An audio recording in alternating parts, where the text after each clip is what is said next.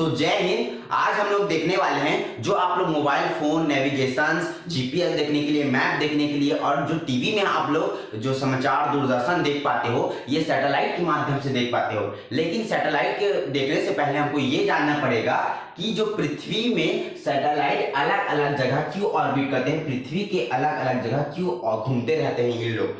तो देखो पृथ्वी के अलग अलग ऑर्बिट में ये क्यों घूमते हैं हम लोग देखने वाले हैं। उसके बाद हम लोग ये देखेंगे कि सैटेलाइट कैसे काम करता है, सैटेलाइट में कौन से कंपोनेंट होते हैं, कौन से मशीन्स लगे होते हैं जिससे हम लोग ये सब कर पाते हैं। और अगर सैटेलाइट कभी खराब हो जाए या खराब होने वाला रहे या पुराना होने वाला हो तो उस सैटेलाइट का जो साइंटिस्ट या जिसने भी इसको भेजा है वो इनका क्या करता है ये हम लोग देखने वाले। हाँ, तो अब हम लोग देखने वाले हैं ऑर्बिट के बारे में। पृथ्वी के 3 प्रकार के मुख्यतः ऑर्बिट होते हैं। देखा जाए तो 4 प्रकार के ऑर्बिट होते हैं, लेकिन हम लोग चौथा ऑर्बिट को बाद में पढ़ेंगे। देखो पृथ्वी के सबसे जो निकटतम का ऑर्बिट होता है या कक्षा होता है उसको हम लोग लो अर्थ ऑर्बिट या लियो कहते हैं, क्योंकि ये पृथ्वी के सबसे पास का कक्षा होता है या ऑर्बिट होता है। उसके बाद पृथ्वी के जो सेकंड नंबर का ऑर्बिट या कक्षा है वो है मीडियम अर्थ ऑर्बिट, और उसके बाद लास्ट वाला ऑर्बिट है जियोसिंक्रोनस अर्थ ऑर्बिट। देखो सबसे जो पहला सबसे पास का जो ऑर्बिट या कक्षा होता है उसको लियो या लो अर्थ ऑर्बिट कहते हैं, जिसकी जो ऊंचाई होती है 160 किलोमीटर से 2000 किलोमीटर होती है सतह से,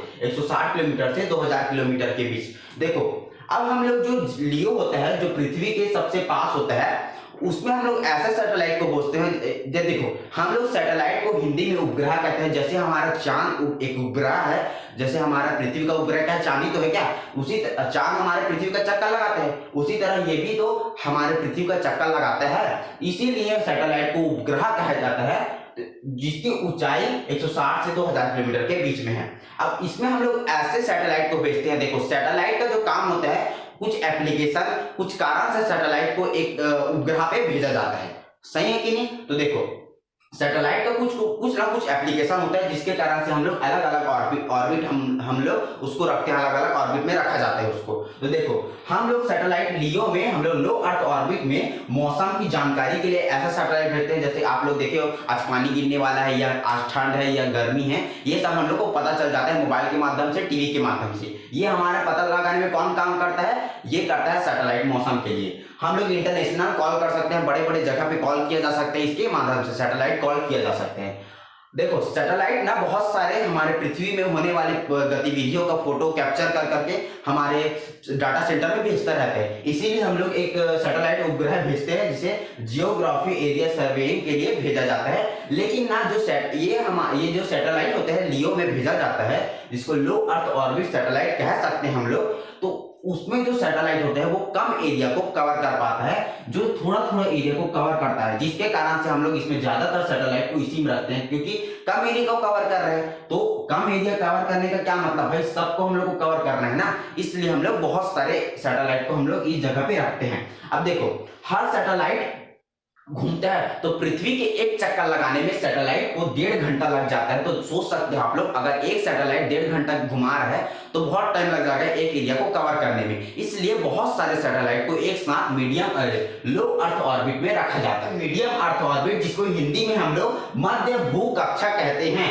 अब ये मध्य भू कक्षा कितने एरिया तक आता है, देखो लियो जो है वो 160 किलोमीटर से 2000 किलोमीटर तक के एरिया में लियो का वो है ऑर्बिट है। उसके बाद जो आता है वो है 2000 किलोमीटर से 35,700 किलोमीटर तक कौन सा ऑर्बिट आ जाता है, मीडियम अर्थ ऑर्बिट। अब जो इस ऑर्बिट में अलग अलग सैटेलाइट को भेजा जाता है, जैसे कि आप लोग देख सकते हैं संचार के लिए, नेविगेशन के लिए ग्लोनास गैलीलियो कंपास। अब ये ग्लोनास गैलीलियो कंपास संचार के लिए तो ठीक है, नेविगेशन मतलब जीपीएस के लिए भी हो सकते हैं, नेविगेशन करने के लिए हो सकते हैं, टीवी संचार के लिए हो सकता है, ये सब चीज के लिए हम लोग मियो में इसको भेजते हैं। कौन सा सैटेलाइट को, संचार व्यवस्था नेविगेशन के लिए ग्लोनास गैलीलियो और एक कंपास। ग्लोनास क्या है, ग्लोनास रूस का एक ठोक सैटेलाइट है जिसके माध्यम से इन लोग कम्युनिकेशन करते रहते हैं। उसके बाद जो गैलीलियो है ये यूरोपीय संघ का एक क्या है उपग्रह या सैटेलाइट है, जिसके माध्यम से ये नेविगेशन के लिए यहाँ यूज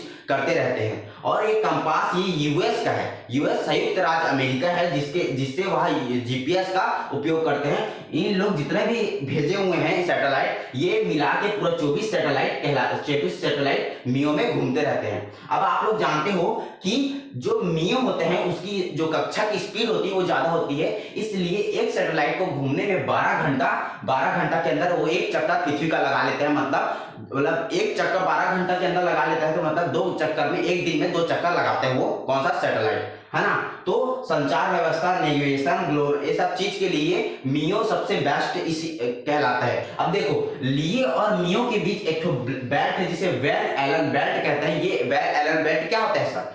वेल एलन बेल्ट में एकदम पार्टिकल्स, इलेक्ट्रॉन पार्टिकल्स, ऐसे पार्टिकल्स पाए जाते हैं जिससे जो सैटेलाइट्स होते हैं उसको नुकसान हानि हो सकती है। जिस कारण से ज्यादातर जो सैटेलाइट को भेजा जाता है वो वैन एलन बेल्ट से दूरी रखने के लिए कहते हैं। वैन एलन बेल्ट से टकरा गया तो उसको बहुत क्षति पहुंच सकती है, नुकसान हो सकता है, इसलिए हम लोग मीडियम अर्थ ऑर्बिट से यहीं पर आसपास में हम लोग रखते हैं। अब देखो ज्यादातर सैटेलाइट को 20,000 किलोमीटर के बीच में यह रखा जाता है। देखो हम लोग जो मियो को पढ़ रहे हैं 2000 किलोमीटर से 35,000 किलोमीटर के बीच में पढ़ रहे हैं, इसीलिए 20,000 किलोमीटर के बीच में ये सब जितने भी सैटेलाइट्स या उपग्रह है इसको रखा जाता है, जिससे कम्युनिकेशन, संचार व्यवस्था, नेविगेशन, जीपीएस ये सब को हम लोग ग्रहण कर सके, हम लोग सिग्नल को भेज सके। जो अगला आता है वो है जियो सिंक्रोनस अर्थ ऑर्बिट। ये मीडियम अर्थ ऑर्बिट के बाद आता है।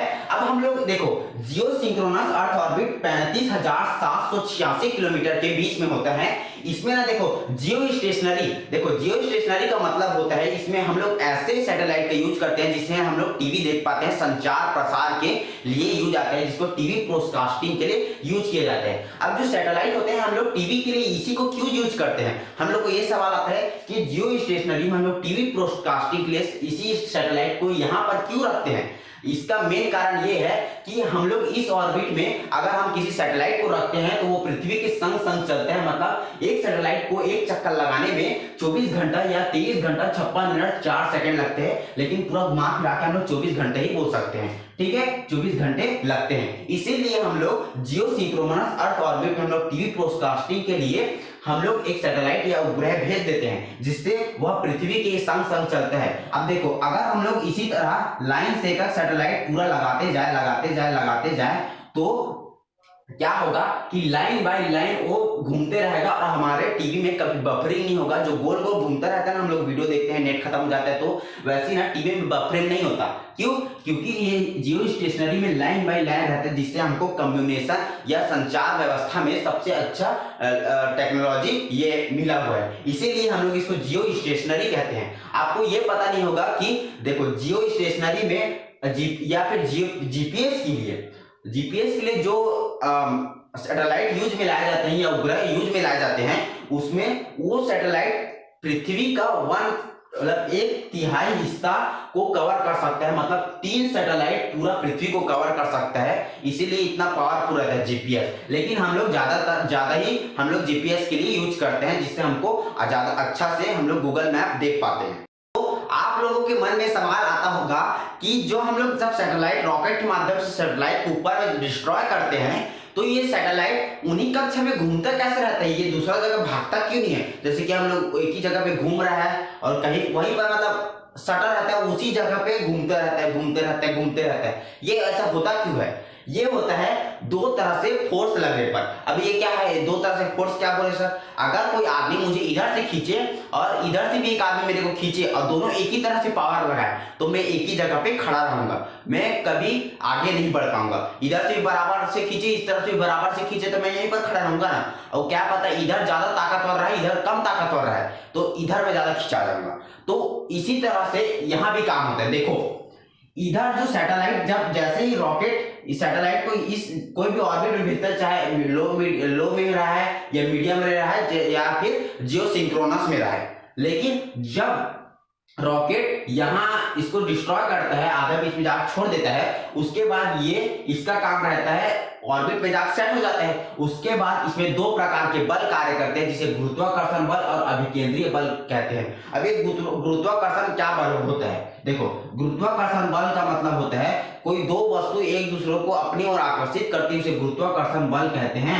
उसी तरह देखो, सैटेलाइट पृथ्वी की तरफ खिंचा रही है, सैटेलाइट पृथ्वी की तरफ खिंचा रही है, इसी को गुरुत्वाकर्षण बल कहते हैं। ठीक है, अब ये अभिकेंद्रीय बल क्या है? जो इस तरफ खिंचा रही है। अभी अभिकेंद्रीय बल मतलब होता है जब आप किसी चीज को घुमाते हो गोल गोल रस्सी से बांध के, तो क्या होता है कि जो पत्थर को आप लोग ऐसे से घुमा रहे हो, वो पत्थर आगे की तरफ पुश होता है, और जो आप रस्सी को पकड़े हुए हो वो एक उसको खींच के रखा है। इसीलिए इस तरफ अभिकेंद्रीय बल, जिसको इंग्लिश में सेंट्रीपिटल फोर्स बोलते हैं, इसको ग्रेविटेशनल फोर्स बोलते हैं। ठीक है, तो ये दो प्रकार के फोर्स एक दूसरे को इधर नेट बल कर देते हैं और यहाँ पर ये एक तरह से घूमते रहते हैं। अब समझ आया आपको? क्लियर है?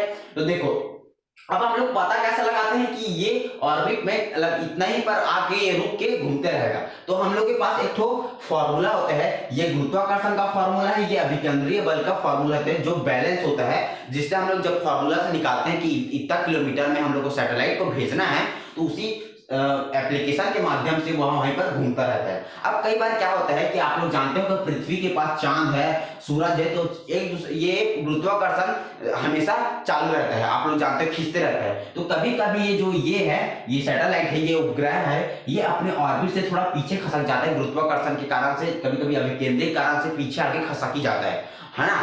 तो ये कैसे किया जाता है, इसको वापस आगे कैसे किया जाता है? पहले तो इसमें वैज्ञानिक लोग ने अच्छा दिमाग लगा है कि इसमें थ्रस्टर लगा देते हैं। थ्रस्टर क्या करता है? बहुत पावरफुल होता है, जिससे वो जैसे थ्रस्टर को चालू करते हैं, वो ऐसे ही आगे आगे पुश होते जाते हैं, पुश होके वही अपने ऑर्बिट में जाके सेट हो जाता है। अब इस थ्रस्टर में ना क्या होता है, फ्यूल तो हो गई भाई, फ्यूल डाला जाता है जिसका नाम है मोनोमेथिल हाइड्रोजन नाइट्रोजन टेट्रा ऑक्साइड। एक बार और रिपीट कर देता हूं, मोनोमेथिल हाइड्रोजन नाइट्रोजन टेट्रा ऑक्साइड, ये फ्यूल को इसमें डाला जाता है, जिससे इसमें एक थ्रस्ट पैदा होता है और ये जाके ऑर्बिट में सेट हो जाता है। अब देखो, ये जो फ्यूल होता है, ये फ्यूल को इसके अंदर में टैंक में भर दिया जाता है, जिससे हमने अभी देखा कि कोई भी सैटेलाइट अपने कक्षा पे कैसा रहता है। उसके बाद क्या हुआ कि अगर कोई सैटेलाइट अगर पीछे चला जाए तो उसको थ्रस्टर के माध्यम से उस कक्षा में वापस ले जाते हैं, और ये अगर कक्षा में घूम रहा है, एक कक्षा में घूम रहा है, तो ये एक बैलेंस इक्वेशन या बैलेंस फॉर्मूला से घूमता है। ये फॉर्मूला को मैं फिजिक्स पढ़ाऊंगा तो मैं आपको बताऊंगा कि गुरुत्वाकर्षण बल और अभिकेंद्रीय बल क्या होता है। ठीक है, अब देखो, हम देखेंगे कि जो सैटेलाइट होते हैं उसमें कौन कौन से कंपोनेंट या मशीन के यूज किया जाता है। सबसे महत्वपूर्ण मशीन इसके अंदर होता है, जिसका नाम है ट्रांसपोंडर। ये ट्रांसपोंडर क्या करता है? फ्रीक्वेंसी को बढ़ा देता है, फ्रीक्वेंसी को बढ़ाने का काम करता है। और दूसरा चीज है कि ये नॉइस को कम कर देता है, जो शोर शराबा वाला नॉइस फ्रीक्वेंसी आता है ना, उसको कम कर देता है या काट ही देता है। और तीसरा चीज है सिग्नल को बढ़ाना।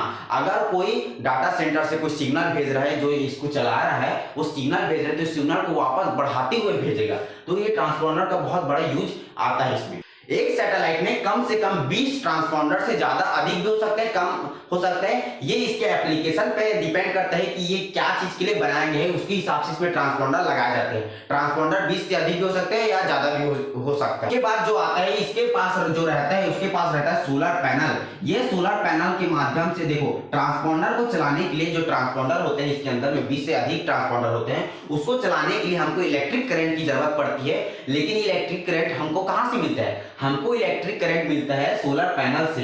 ये सोलर पैनल सूर्य की रोशनी से अपना पूरा एनर्जी को इस ट्रांसपोंडर को दे देती है, जिससे ये अपना काम करना स्टार्ट कर देती है। लेकिन देखो, हम जो सोलर पैनल होती है, इसमें सेंसर्स लगे होते हैं। जब अगर कोई सूरज जैसे प्रकाश इधर पड़ रहा है, इस तरफ प्रकाश पड़ रहा है, तो ये जो सेंसर होते हैं सोलर पैनल को उधर एडजस्ट कर देते हैं, जिसके माध्यम से अधिक इलेक्ट्रिक करंट बना दे। और दूसरा बात ये है, अगर ये सूरज के पास नहीं है तो ये अपने बैटरी की, देखो ये बैटरी चार्ज होते हैं, साथ साथ सोलर पैनल से ये भी चलता है ट्रांसपोंडर। जैसे ही ये सूरज के पास से ये हटता है गोल घूम के, तो वो बैटरी से फिर से चलना स्टार्ट हो जाता है।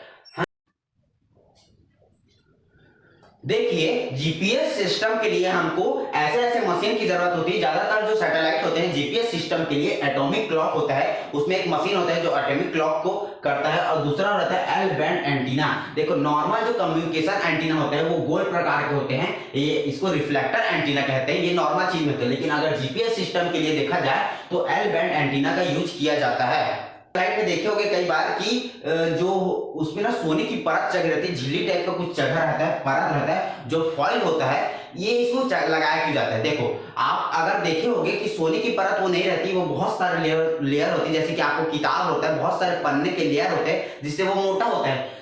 उसी तरह से सैटेलाइट में भी बहुत सारे फॉइल होते हैं जो एल्यूमिनियम के होते हैं, जिसको बहुत लगाया जाता है। अब ये क्यों लगाया जाता है, जब ये ऊपर जाता है, ऊपर जाने से टेम्परेचर बहुत अधिक होता है, क्योंकि सन बहुत सीधा उसके ऊपर पड़ता है, जो सोलर रेडिएशन होते हैं उसको इससे बचने के लिए हम लोग इसमें ऐसे फॉइल का यूज करते हैं जिसकी टेम्परेचर शक्ति बहुत ज्यादा होती है। आपको पता होगा कि एल्यूमिनियम बहुत ज्यादा हीट में गर्म होती है, बहुत ज्यादा हीट चाहिए उसको गलाने के लिए, इसलिए इसमें एल्यूमिनियम के यूज किया जाता है। बहुत सारे अंदर में एल्यूमिनियम के फॉइल होते हैं जिससे यह बच जाता है और ये अच्छा से चलना स्टार्ट हो जाता है। और देखो साथ साथ क्या होता है कि अब आपको पता है कि वहां का टेम्परेचर होता है 150 -150 से -200 के बीच में यहाँ का टेम्परेचर होता है, जिसके कारण बहुत ज्यादा टेम्परेचर है। तो ये सोलर जो फॉइल होते हैं इसके गर्मी को रोकते हैं, हमारे अंदर के नुकसान पहुंचाने से इसको रोकते हैं। लास्ट बात ये था कि अगर कोई सैटेलाइट खराब होने वाला हो या बहुत पुराना हो चुका है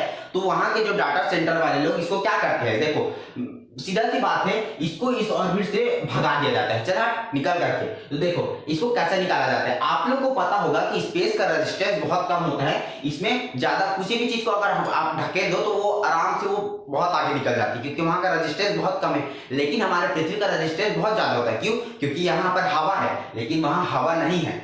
तो देखो जब हम लोग इसको बाहर निकालना है या फिर कोई खराब हो चुका है तो इसको बाहर निकालने का सबसे इजी तरीका है कि इसके थ्रस्टर को चालू कर देता है डाटा सेंटर वाला, और जैसे ही थ्रस्टर चालू होता है तो ये बहुत स्पीड में गति करना स्टार्ट हो जाता है, जिससे यह लंबा लंबा लॉन्ग बड़ा बड़ा गोल गोल घूमना स्टार्ट हो जाता है। देखो एकदम गोल गोल घूम के ये चौथा ऑर्बिट जिसको मैं आपको बताने वाला था, जिसका नाम है ग्रेवयार्ड ऑर्बिट, इसको कहते हैं ग्रेवयार्ड ऑर्बिट। ये तीनों ऑर्बिट के सबसे लास्ट ऑर्बिट है, इसको ग्रेवयार्ड ऑर्बिट कहते हैं। ये घूमते घूमते सीधा ग्रेवयार्ड ऑर्बिट में पहुंच जाता है, जिससे किसी और दूसरे सैटेलाइट को क्षति नहीं पहुंचती। अगर ये खराब हो गया है, पुराना एसिड लगा हुआ है, तो इससे कोई भी चीज टकरा जाए और टकराने के बाद वो खराब हो जाएगा, जिसके कारण से इसके थ्रस्टर को चालू करके और उतना ही फ्यूल को इसके इस्तेमाल किया जाता है जितना इसको चलने में, इसको 3 महीने का समय लगता है यहाँ पहुंचने में। 3 महीने में ये ग्रेवयार्ड ऑर्बिट तक पहुंच जाता है, जितना फ्यूल उसको लगता है जाने में वह पहुंच जाता है। ये देखो आपको लग रहा होगा ये 3 महीने में पहुंच रहा है, मतलब इसमें बहुत फ्यूल लग रहा है, तो आपको बता दूं कि ये 2 टन तक हो सकता है। अगर कोई सैटेलाइट 2 टन तक हो सकता है, तो आपको मैंने सब चीज बता दिया कि ऑर्बिट क्या होते हैं, ये सैटेलाइट कैसे काम करते हैं, इसमें कौन से कंपोनेंट्स होते हैं, और मैं जो कंपोनेंट बताया ये कम्युनिकेशन वाला जो सैटेलाइट होते हैं ये इसमें पाए जाते हैं। ठीक है, तो मैं आपको हर चीज में क्लियर कर दूं। अगर कुछ भी डाउट हो तो मेरे को कमेंट कर देना कि सर ये आपने छोड़ दिया, तो मैं आपको अगले वीडियो में इसको डिटेल में और बता दूंगा। ठीक है, तो देखो हमारा भारत देश ने बहुत सारे चीज सैटेलाइट मिशन सब बहुत सारी चीजें की हैं, जिसमें सबसे बड़ा योगदान अगर मेरे तरफ से देखा जाए तो अब्दुल कलाम को दिया जाता है। आप अब्दुल कलाम के बारे में बहुत अच्छा पढ़ना, क्योंकि अब्दुल कलाम से बहुत आपको सीख मिलेगी। देखो मैं एक तो बुक आपको रिकमेंड करता हूँ कि अनलिमिटेड माइंड करके एक बुक है, वो बहुत अच्छा बुक है, उसको आप लोग पढ़ के देखना जरूर, जिससे आपको नई नई सीख मिलेगी। क्योंकि आप देखो ना भाई, एक इतना गरीब खानदान का बच्चा जिसको पढ़ने के लिए पैसा भी नहीं था, वो राष्ट्रपति बन गया, एक साइंटिस्ट तक बन गया, तो सोच सकते हो वो बहुत आगे जा गया है। तो आप भी बहुत मेहनत कीजिए और आगे बढ़िए। तो इसी के साथ मैं विदा लेता हूँ। जय हिंद, जय भारत, जय छत्तीसगढ़।